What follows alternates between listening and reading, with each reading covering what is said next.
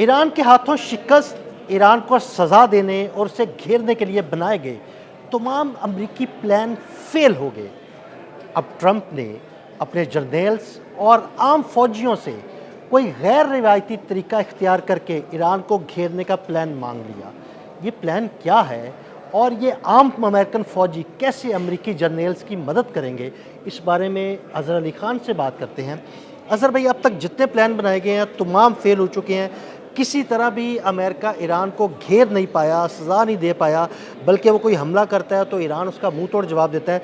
अब वो अमेरिकन जो जनरल्स हैं उनको कहा गया है कि अपने फ़ौजियों से बात करें, कोई गैर रिवायती सा तरीका ढूंढें कि कैसे ईरान को काबू किया जाए। क्या कोई गैर रिवायती तरीका अमेरिका सामने ला सकता है? असल में अमेरिका आया था वो रिजीम चेंज करने के लिए, ईरान का यूरेनियम लेने के लिए, ईरान को अपनाए हुर्मुज़ पे उल्टी उसकी गिरफ्त मजबूत करवा दी उसने, अमेरिका ने। और उसका हर प्लान फेल हो गया। ना वो अब तक यूरेनियम तक पहुंच सका है, उसके बारे में पता नहीं लगा सका है। मुश्तबा खामनाई कहाँ हैं, कुछ नहीं पता, वहाँ तक नहीं पहुँच पा रहे। आपना हुर्मुज़ पे गिरफ्त नहीं तोड़ पा रहे। पूरी दुनिया को कह रहे थे कि हम उसको झुका देंगे, नहीं झुका पा रहे। मशरिक़ वस्ता में अपनी बेसिस को नहीं बचा पा रहे। इसराइल जब आया जंग में उस वक्त वो बर्बाद हो गया। अब इसराइल को अंदाज़ा हो गया वो एक तरफ दुम साध के बैठा हुआ है, बिल्कुल, वो हमला करने की अब कोशिश भी नहीं कर रहा, सामने आने की कोशिश नहीं कर रहा। और वो कह रहा है कि अमेरिका जाके लड़े। तो अमेरिका ने जो जो प्लान बनाया वो एक एक करके फेल होता गया। जो धमकियां दी वो हवा हो गई, जो उसने डेडलाइंस दी डोनाल्ड ट्रंप ने, उस पर यू टर्न लेना पड़ा। तो कोई एक बात ऐसी नहीं है जिस पर टिक कर जम कर डोनाल्ड ट्रंप ये कह सकें कि मैंने ये काम करवा दिया है, वहाँ हमने चोट पहुँचाई थी, चलो हम यहाँ हार गए, लेकिन एक जगह हमने बहुत मारा था। एक भी ऐसा कोई जाविया नहीं है, कोई एंगल कुछ नहीं है जो वो पेश कर सकें। अब वो फ़ौजियों तक आ गए हैं, अपने जर्नैलों को कह रहे हैं कि ख़त लिखो, नीचे जाके फ़ौजियों से बात करो, उन फ़ौजियों को इस बात का लालच दो। ज़ाहिर है कोई ना कोई नाम उन्होंने रखा होगा, किसी तरह लाइमलाइट में आएगा फ़ौजी, उसको हम तरक्की देने की कोशिश करेंगे, उसको ऊपर लाएंगे। तो अपने फ़ौजियों से पूछो कि वो कोई अनकन्वेंशनल तरीक़ा, गैर रिवायती तरीक़ा, कोई अनोखा तरीक़ा, कुछ ऐसा अछूता ख्याल लेकर आए जिससे पता चले कि ईरान पे इससे पहले वो हमने ना आजमाया हो। तो अब डोनाल्ड ट्रंप इतने नीचे गिर चुके हैं कि उनको अब समझ में ही नहीं आ रहा कि वो एग्ज़िट की कोई स्ट्रैटेजी उनके पास नहीं है तो कैसे लें। अब हराने की स्ट्रैटेजी उनके पास थी नहीं, एग्ज़िट स्ट्रैटेजी उनके पास है नहीं, तेल ऊपर चला जाता है, आबनाए हुर्मुज़ बंद है। इंटरनेशनल मार्केट में जो जो प्लेयर्स हैं वो अब ये कह रहे हैं कि डोनाल्ड ट्रंप इस जंग को समेटो, ये आपके बस की बात नहीं है। आप अज़हर भाई, दरअसल ना वो एग्जिट स्ट्रेटजी लेके आए ही नहीं थे। वो आए थे विनिंग स्ट्रेटजी लेके कि हम हमला करेंगे, 4 5 6 दिन में हम ईरान को नेस्तो नाबूद कर देंगे, आयतुल्लाह खामनाई को शहीद करेंगे, रजीम चेंज होगी, लोग वहाँ से उठेंगे, एहतजाज करेंगे, उसके बाद ईरान पर हमारा कब्ज़ा हो जाएगा। वो तो ये सोच के नहीं आए थे कि हम हार जाएंगे। लेकिन अब देखेंगे 4 5 माह तकरीबन होने वाले हैं, वो जो स्ट्रेटजी लेके आए थे वो पूरी फेल हो गई। अब उनको एग्जिट कर कुछ समझ नहीं आ रही कि कैसे एग्जिट मिले और कैसे जो है ना सेफ एग्जिट लेकर वो यहाँ से निकले। अच्छा, पूरी दुनिया ने भी ना इनसे किनारा कशी इख्तियार कर लिया इनकी इस जंग से, और अब अंदाज़ा हो गया असल में पूरी देग नहीं खानी पड़ती, चावल के 2 4 दानों से ही पता चल जाता है कि जायका क्या है कि नहीं। हाँ, तो लोगों ने, जो यूरोपीय यूनियन है उसने भी 2 4 दाने चावल के खा के कह दिया कि ये देग जो है ना ये हमारे बस की नहीं है, ये अमेरिका के भी हाथ कुछ नहीं आना।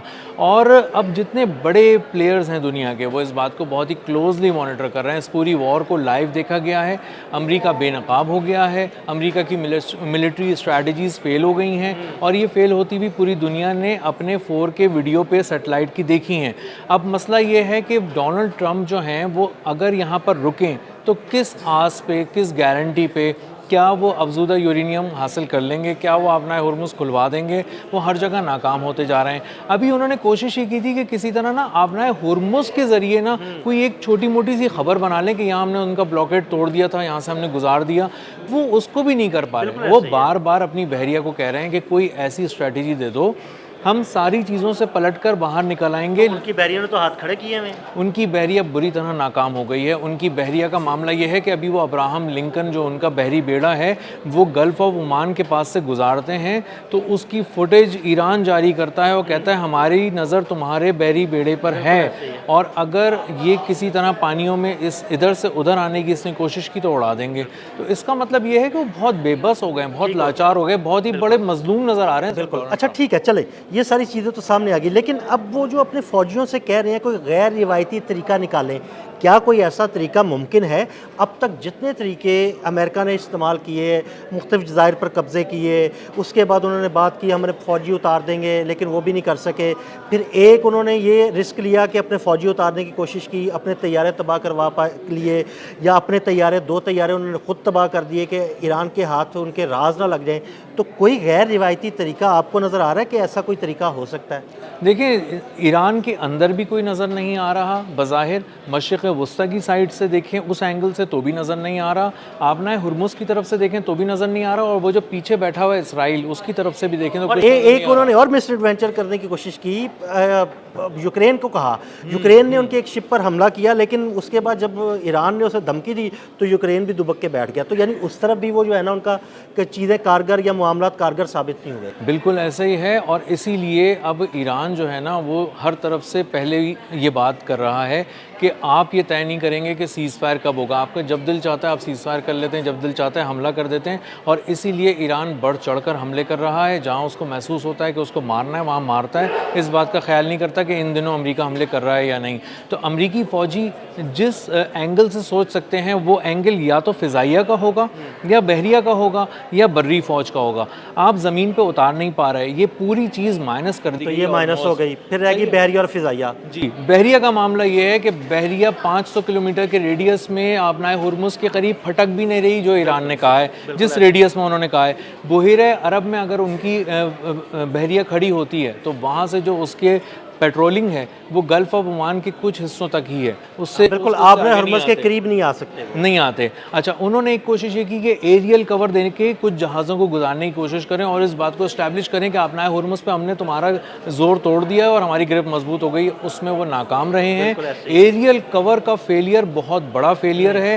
पीछे आ रहे थे जंगी जहाज़, तिजारती जहाज़ों के, और उसके ऊपर जो तैयारे उड़ रहे थे वो मिलियंस ऑफ डॉलर्स के वो तैयारे थे जो दूर दूर तक नज़र रखते हैं। हेलीकॉप्टर्स थे उसमें, बहुत सारे प्लेन्स उड़ रहे थे, और ये बात इंश्योर कर रहे थे कि अगर किसी तरह से ईरान की तरफ से कोई हमला इस पूरे रेडियस में खत्ते से कहीं से किया जाए तो वो उसको वहीं पे हदफ बनाकर तबाह कर दें। वो उसमें भी नाकाम रहे, मिसाइल आके टकराए, 2 जहाज़ तबाह हो गए, 4 जहाज़ों को वहाँ से भागना पड़ा। खुद अमेरिका की बहरिया जो है वहाँ से भागी है, और इससे अंदाज़ा होता है कि बहरिया वाला मामला भी चैप्टर ख़त्म हो गया। अब रह गई फ़िज़ाइया। फ़िज़ाइया का मामला ये है कि आज अब से कुछ देर पहले MQ-9 रीपर ड्रोन एक और तबाह कर दिया। बिल्कुल, मैं वही कह रहा हूँ कि उनकी फ़िज़ाइया तो भी मुझे नाकाम ही नज़र आती है। देखें, उनका कोई भी तैयारा, कोई भी ड्रोन, कोई भी हेलीकॉप्टर आबने हुर्मुज़ की फ़िज़ाओं में आता है या गायब हो जाता है या तबाह हो जाता है। तो वो आबने हुर्मुज़ की फ़िज़ाओं को कैसे पार करेंगे? बिल्कुल ऐसा ही है, और अगर वो ईरान की किसी तरह की हुदूद में दाखिल होने की कोशिश करते हैं उसकी सरहद में, तो फ़िज़ाई सरहद की खिलाफ वर्जी करते ही वो एयर डिफेंसेस के उसमें आ जाते हैं।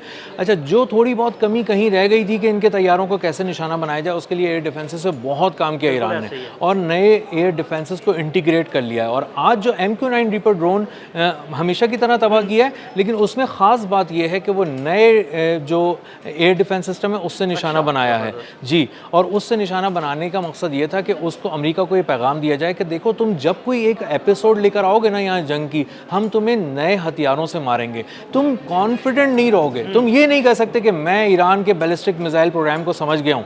वो पहले जो बैलिस्टिक मिसाइल था उसी का अपग्रेडेड वर्जन लेकर आते हैं। अब जो मैं वही कह रहा हूँ कि वो कैसे समझेगा। देखिए, जो फॉर एग्जांपल एक हफ़्ता पहले जिस मिसाइल से ईरान ने हमला किया, एक हफ्ते के बाद वो कोई नया मिसाइल आ जाता है। जब अमेरिका उसका तोड़ निकालने की कोशिश करता है तो वो कुछ और नया ले आते हैं। तो अमेरिका की समझ भी नहीं आ रहा भाई, हम कैसे रोके, किसको रोके, रोज़ एक नया मिसाइल आता है। बिल्कुल ऐसे ही है। वो ड्रोन भी लेकर आ गए, हदीद 110 नया ड्रोन आया है, 510 किलोमीटर फी घंटा की रफ्तार से आता है, 30 किलोग्राम वॉरहेड लेकर आता है।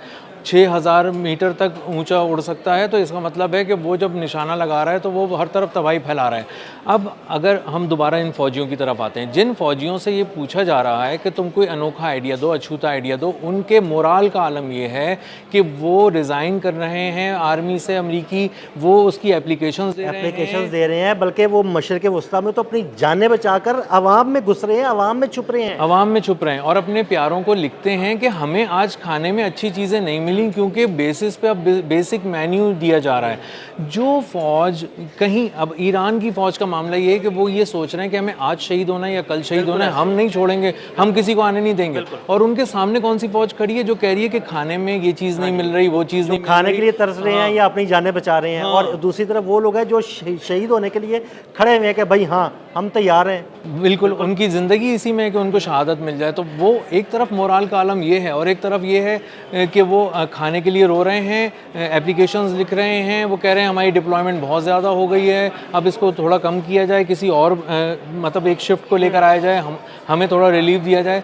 तो उस फ़ौजी से जिसका मोराल ये है कि वो अभी ये सोच रहा है कि मैं इस आर्मी से जान छुड़ा के भागूं, कुछ ऐसी प्री मैच्योर रिटायरमेंट ले लूं, कुछ कर लूं, उस फ़ौजी से आप ये पूछ रहे हैं कि आगे बढ़कर हमला कैसे करना है। वो तो अपनी जान बचा रहा है, वो तो इस पूरे वॉर थिएटर से निकलना चाह रहा है और उसको बुनियादी तौर पे देखें, बहुत सादा अल्फाज में उसको ये बात समझ में आ गई है, कोई कुछ भी कहे, अमेरिका हार रहा है, अमेरिका शिकस्त खा रहा है, टूट रहा है, तकलीफ़ में है और ईरान का मामला ये है कि वो तकलीफ़ में तो है लेकिन वो मजमूई तौर पे जीत रहा है और इस बात को उसके दुश्मन महसूस कर रहे हैं। मगरबी मीडिया के अखबारात भी लिख रहे हैं, मगरबी मीडिया का टीवी चैनल भी ये बात कर रहा है और अब तक अगर ईरान डट के खड़ा हुआ है तो इसका साफ और सीधा मतलब ये है कि वो अंदर से मजबूत है, उसका अज़्म बहुत जवां है, बहुत बुलंद है और सामने जो उसके फ़ौजी हैं उनका मोराल बहुत गिर चुका है। तो एक ऐसा फ़ौजी जिसका अपना दिल ही उस जंग में नहीं है, वो आपको कहाँ से कोई अछूता और अनोखा ख्याल देगा। बिल्कुल, बहुत शुक्रिया अज़हर भाई। बिल्कुल, ऐसा फ़ौजी जिसका मोराल डाउन है वो कहाँ से कोई अछूता आइडिया आपको देगा ताकि आप जंग जीत सकें,